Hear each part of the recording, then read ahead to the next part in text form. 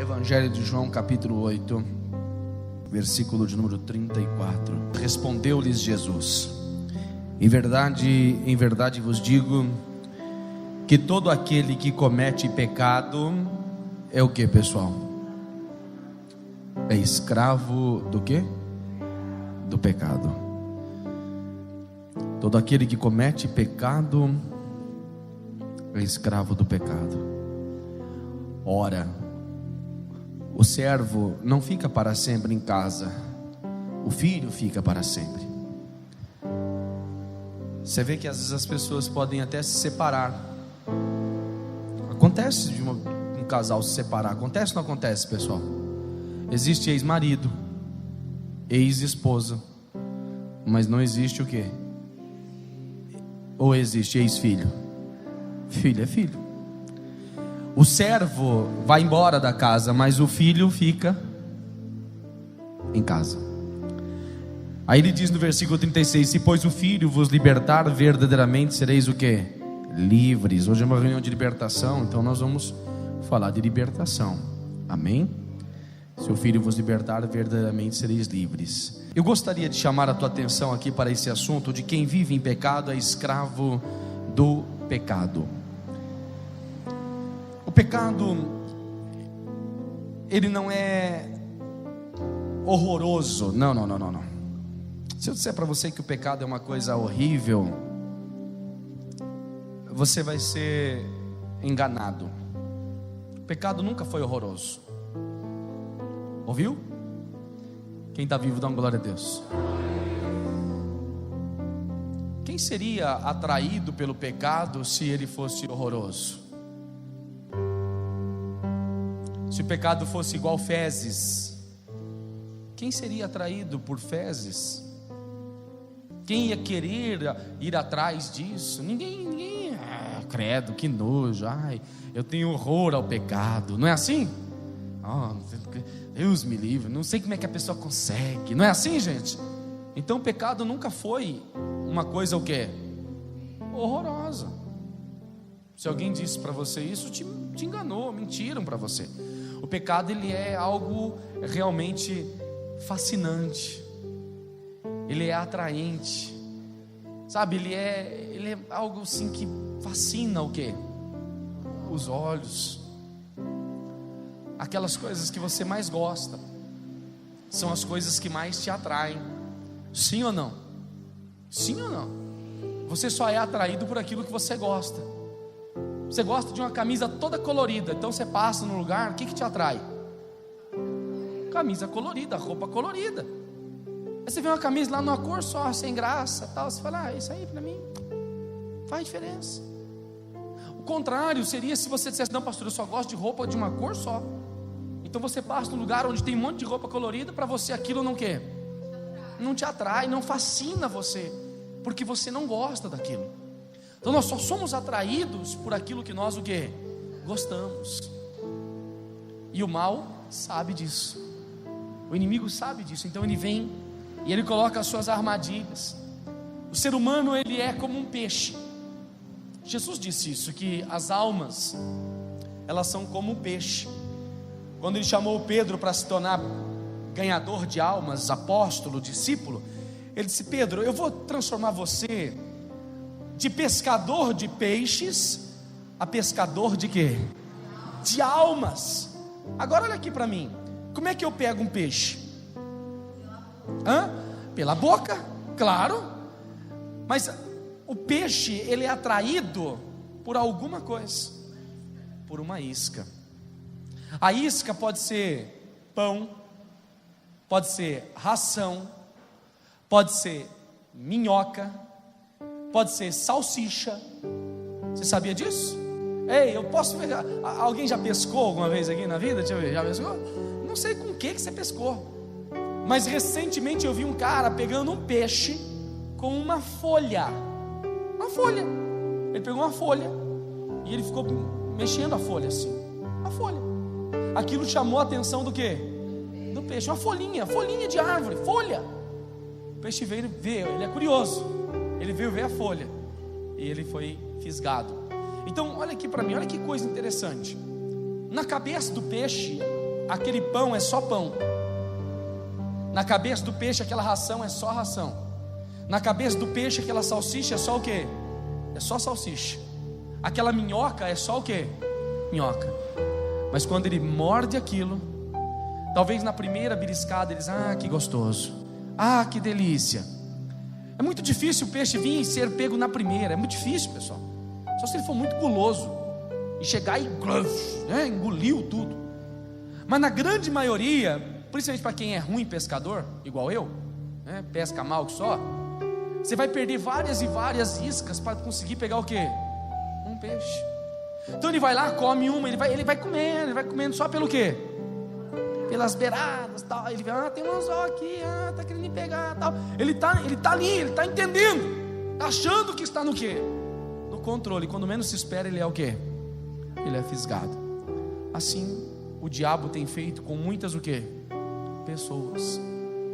E ele vem com aquilo que lhe atrai, ele vem com aquilo que é agradável aos seus olhos, é gostoso, não é ruim não, é bom. A Bíblia chama isso de como se fosse uma teia de aranha.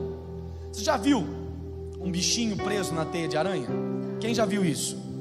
A aranha vai lá, faz toda aquela teia no canto lá da parede, e ela fica lá quietinha, só esperando que alguém vai bater na teia. E quando o bichinho vem e bate na teia, aquela teia tem uma cola, então ele gruda ali. E o interessante é que a hora que ele se sente amarrado e preso naquela situação, ele começa a lutar para o quê? Para se soltar. Só que quanto mais ele tenta sair, o que acontece? Mais preso ele fica. Não é o que acontece com o ser humano? Às vezes a pessoa ela cai numa enrascada e ela fala, agora eu vou sair dessa. E quanto mais ele tenta se livrar daquela situação, mais ele se enrola, mais ele se enrosca, mais amarrado ele fica, mais preso ele fica, e chega uma hora que ele não consegue mais se libertar daquilo que representa uma teia de aranha na vida dele. A Bíblia fala disso, eu vou mostrar para você algumas referências hoje. Provérbios capítulo 5, versículo 22. Olha só o que diz o texto. Jesus disse aqui que aquele que comete pecado se torna escravo do pecado. Diz assim: quanto ao ímpio, as suas iniquidades o prenderão, e com as cordas do seu pecado será o quê? Detido. As injustiças que o homem mau comete são uma armadilha, e ele é apanhado na rede do seu próprio o quê? Pecado. Não parece uma teia de aranha?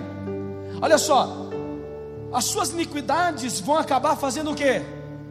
Vão acabar prendendo ele, por causa dos seus erros, por causa dos seus pecados, por causa das suas atitudes. É como se eu dissesse o seguinte: o pecado dessa pessoa, as atitudes dela, é como se ele estivesse se enrolando, se prendendo a uma teia de aranha, a uma rede, aonde quanto mais ele se esforça para sair, quanto mais ele se move e tenta sair da situação, mais preso ele fica, mais amarrado ele fica.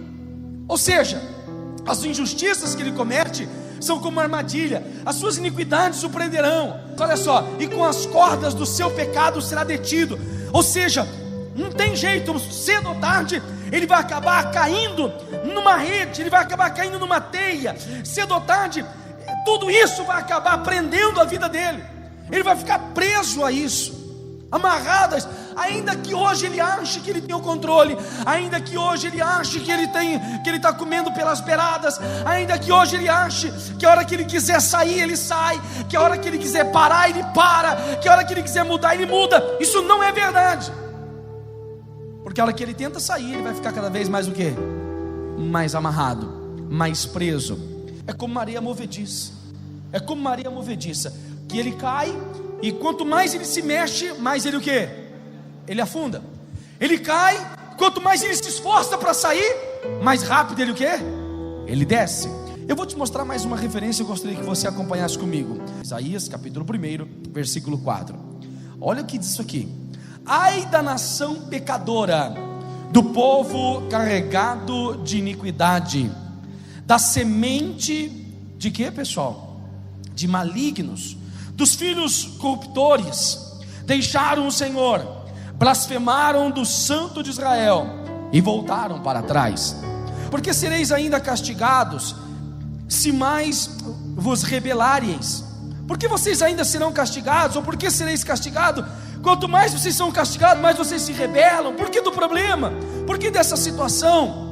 Toda a cabeça está enferma, e todo o coração está fraco. Todo o coração fraco. Desde a planta do pé até a cabeça, não há nele coisa sã, senão feridas e inchaços, chagas podres, não espremidas, nem ligadas, nem nenhuma delas amolecidas, ou amolecida com quê? Com óleo. Uma outra versão diz assim, da cabeça até os pés o corpo de vocês está machucado, cheios de feridas e de chagas abertas, que não foram lavadas, nem enfaixadas, nem limpadas, com o quê? Com azeite. Sabe o que ele fala aqui? Ele fala que o pecado é como se fosse uma ferida aberta. O pecado é como se fosse uma ferida inflamada. É isso que representa o pecado. Ai da nação pecadora, ai da semente do maligno, dos filhos corruptos. Por que sereis castigados? Por que isso vai acontecer? Por que, ó filhos corruptos? Por quê? Por que vocês querem isso? Por que blasfemam do santo de Israel? Por que voltam? Por que vocês estão voltando atrás? Por que vocês não continuam avançando? Por que vocês estão voltando ao pecado? Por que vocês estão voltando ao erro? O coração está fraco, a cabeça enferma. Quer dizer, o coração fraco é uma pessoa fraca no que diz respeito aos seus sentimentos, fraca nas suas emoções, fraca, cabeça enferma, coração fraco, feridas abertas, feridas não tratadas. O que significa uma ferida aberta? O que significa uma ferida inflamada? Pô, significa que aparentemente, olhe para mim, aparentemente aquele problema ali não é grave. Superficialmente aquilo ali não é o quê? Não é grave. Mas deixa eu te perguntar uma coisa aqui: é possível alguém morrer por infecção? O que vocês acham? Uma ferida aberta pode levar ao óbito? Pode ou não pode? Quem nunca ouviu falar de alguém que foi para o hospital, ficou lá no hospital, e porque não mexia a pessoa na cama, contraiu o quê? Uma ferida? Alguém já ouviu falar disso?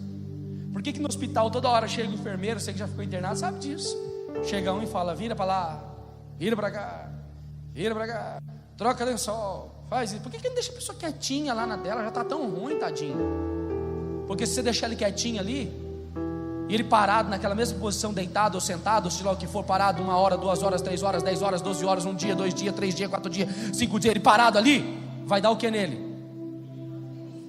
Feridas. Que coisa, hein? Por isso que o ser humano tem que viver em constante o quê? Movimento, irmão. Pessoa parada dá o quê? Feridas, chagas, doença. Por isso que água parada não presta. O negócio tem que o quê, pessoal? Tem que movimentar. Aí essa ferida aberta, não tratada, essa pessoa pega uma infecção hospitalar, aí meu amigo, tchau, tchau. Vai morrer de infecção por causa de uma ferida, que aparentemente aquilo ali não era o quê? Nada.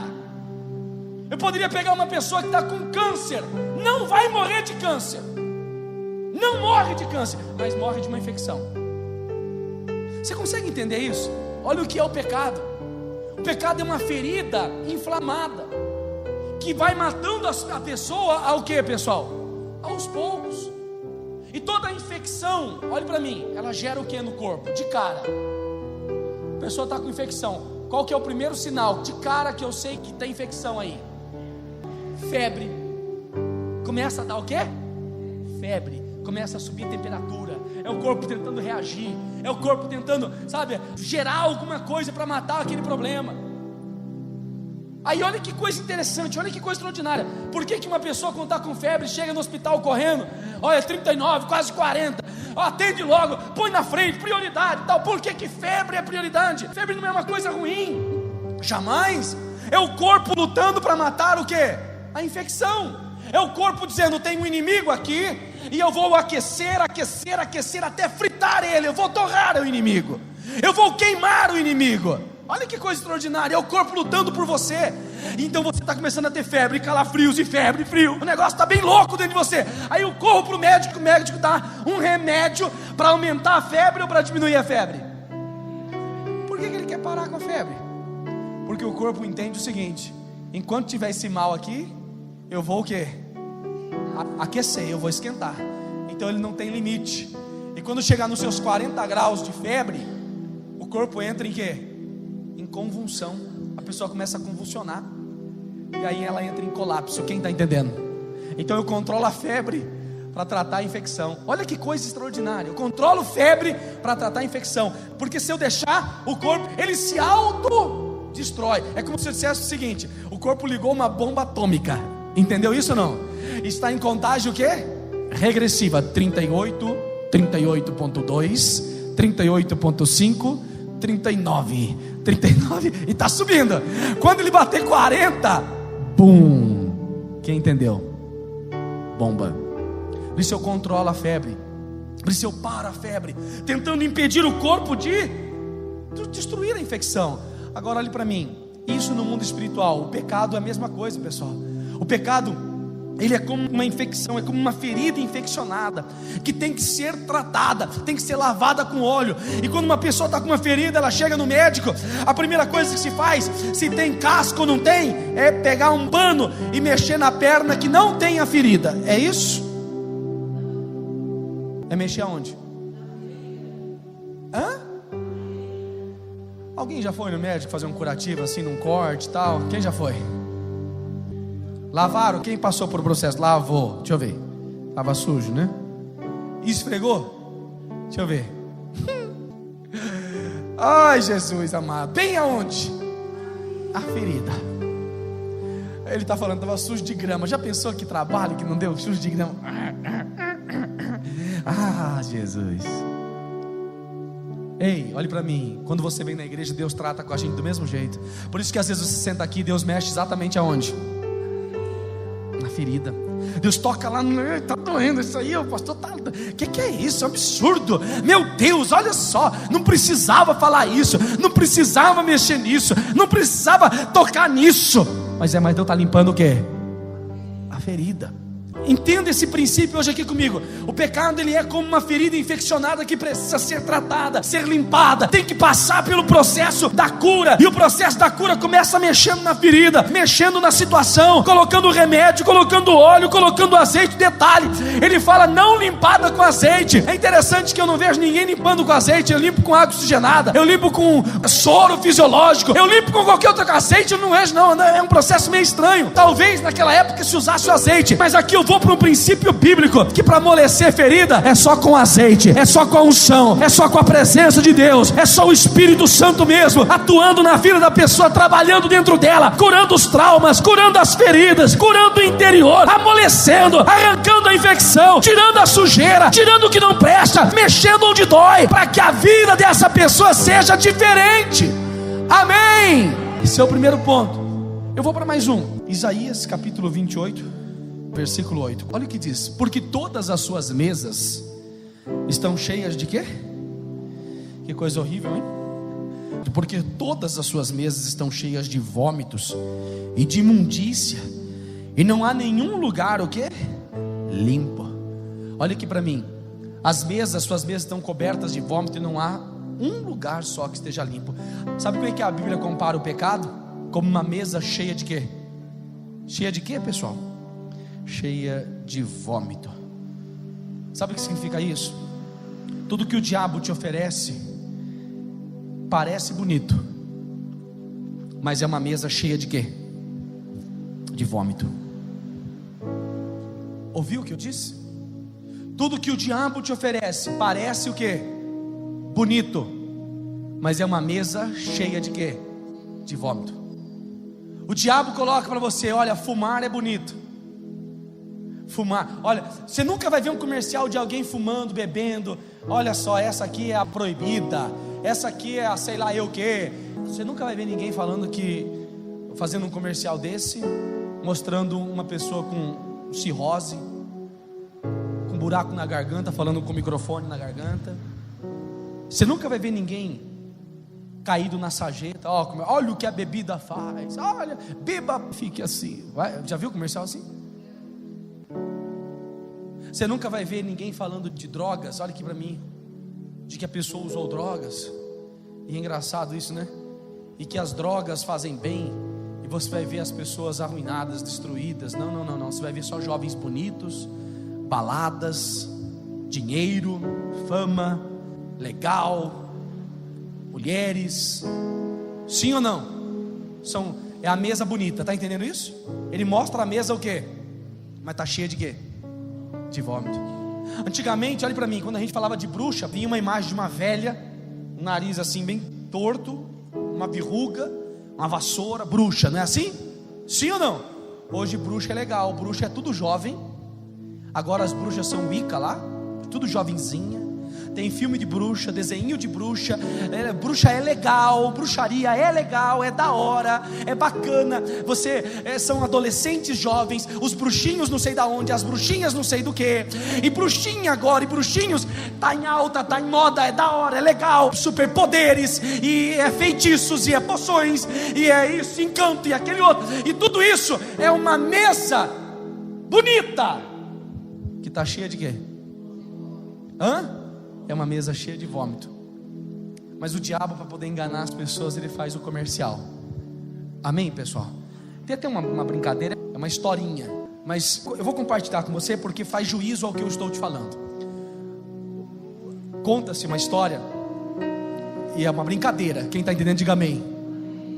Conta-se uma história que um político morreu, e ele foi ao céu. E quando ele chegou no céu, foi lhe dado o direito de conhecer o quê? O inferno.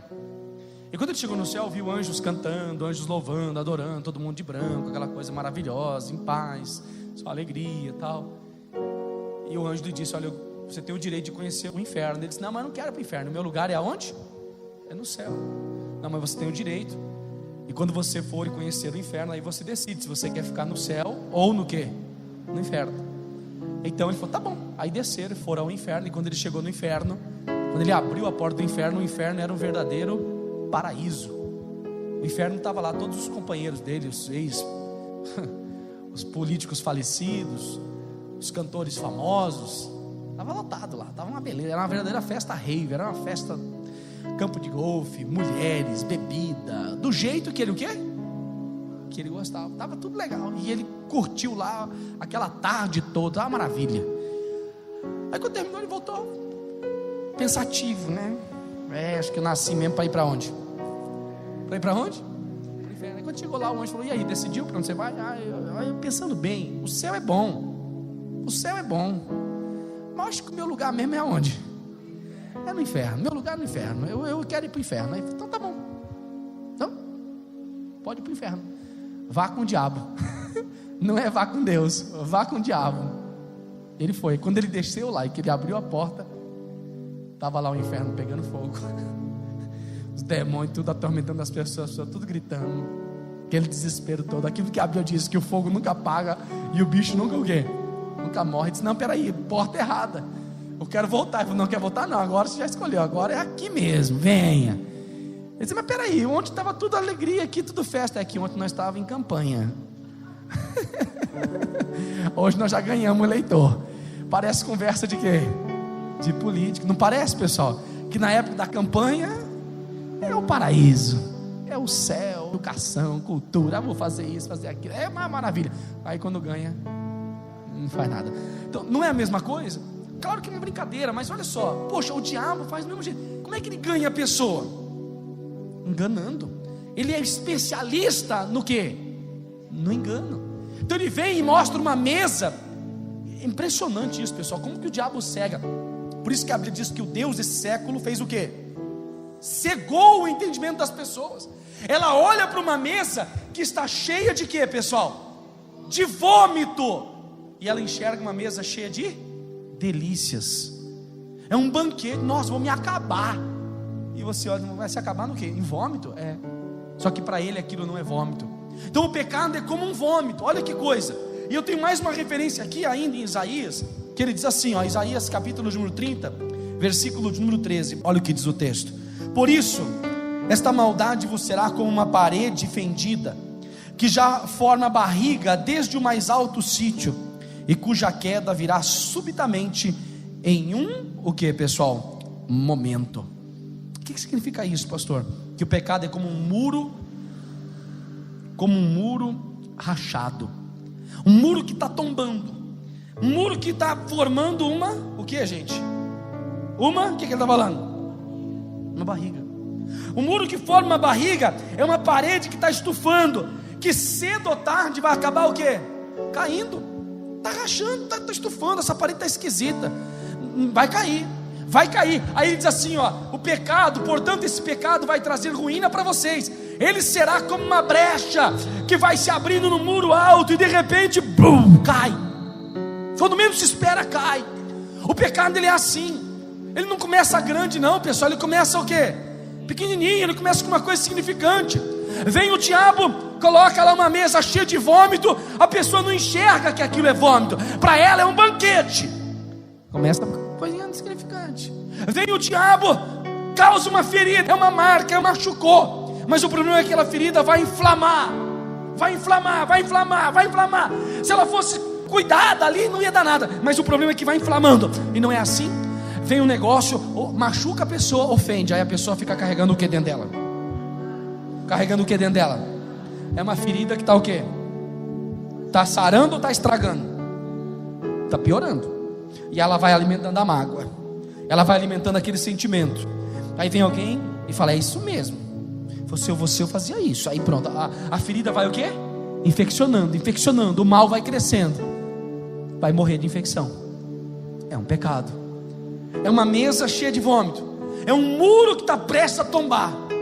E a última referência, Provérbios capítulo 25, versículo 28, olha o que diz o texto: como a cidade derribada que não tem muros, assim é o homem que não pode conter o quê? O quê? O seu espírito. Quem não sabe se controlar é tão sem defesa como uma cidade sem o quê? Sem muralhas. Tem uma outra versão que está escrito o seguinte: como uma cidade sem muros é o homem que não consegue se controlar, é o ser humano que não se controla. Ei, olhe para mim. O que você tem que ter? O que você tem que ter? Diga assim: tudo me é lícito, mas nem tudo me convém. O que eu tenho que ter, pessoal? Controle. Como uma pessoa, como uma cidade sem muro. Uma cidade sem muro é uma cidade o que, gente? Desprotegida, fraca, frágil. Você imaginou a sua casa sem muro? Se fosse nos Estados Unidos, tudo bem, mas Brasil, sem muro? Dá para deixar a bicicleta lá fora? Dá para deixar o que lá fora? Não dá para deixar nada, não tem muro? Meu Deus, está na rua, está tudo aberto. Consegue entender isso? Quem está entendendo? Uma pessoa que não tem o que nela, ela não tem controle, ela não controla o seu espírito, sabe? Qualquer coisinha tira ela do que? Sério, qualquer coisinha lá, pronto. Isso vale, pessoal, só para raiva? Não. Pô, quanta coisa acontece na vida da gente que é para você chorar, desanimar, desistir, parar. É ou não é? Agora, se você é uma pessoa que tem o quê? Controle. Você não é controlado pelas coisas, é você que o quê? Que controla. Sabe como é que a gente chama isso? A gente chama isso de mente fraca. Vou te explicar. O rapaz está aqui, ó. Está aqui, ó. Então, vem alguém, é um exemplo, tá? Vem alguém e fala, dá um empurrão nele, pisa no pé dele. A pessoa: oh, desculpa, foi mal. Passou, derrubou, bateu, oh, foi mal, desculpa. A pessoa pediu desculpa, não pediu? Sim ou não? Podia deixar tudo o quê? Pra lá. Aí vem alguém e fala assim: vai deixar quieto mesmo? Eu não deixava não. Se essa pessoa é uma pessoa o quê? É o que, gente? Mente o quê? Ela vai lá e vai dizer assim: você é cego. Acabou de arrumar o quê? Isso aqui pode gerar uma morte. Pode ou não pode? Por quê? Porque ele foi mente o quê? Mente fraca. Só que esse negócio funciona dos dois lados. Porque essa pessoa aqui, ela poderia estar aqui, bateu, olha só, mesmo bateu, e o cara falou, não sei o que, alguém veio e falou assim, ele não viu, cara, cuidado, que aí, para com isso. E a pessoa, na mesma hora também, o quê? Cair em quê? Em si. Mas olhe para mim, você tem que ser uma pessoa que tem o quê? Que tem o quê? Eu não quero que você seja mente fraca, eu quero que você tenha o quê?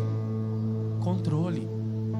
Porque se você for uma pessoa mente fraca, vai ter que ter toda hora alguém te controlando. E na hora que não tiver ninguém te controlando, aí você vai fazer besteira, aí você vai fazer bobeira. Então, pensa aqui comigo. Você tem que ser controlado. Você tem que se controlar.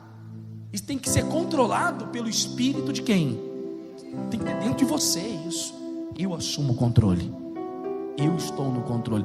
Lembra quando eu falei aqui do boi? Quantos quilos tem um boi, você sabe? Em média? 100 não, é muito mais. Tem boi que chega a pesar até 500, 800, 1000 quilos. Depende do boi. Boi grande. Ele é pesado em arroba. Agora olha aqui para mim. Um boi é fraco ou forte? Se eu trouxesse aqui, vou trazer um boi famoso, boi bandido, vai, boi famoso.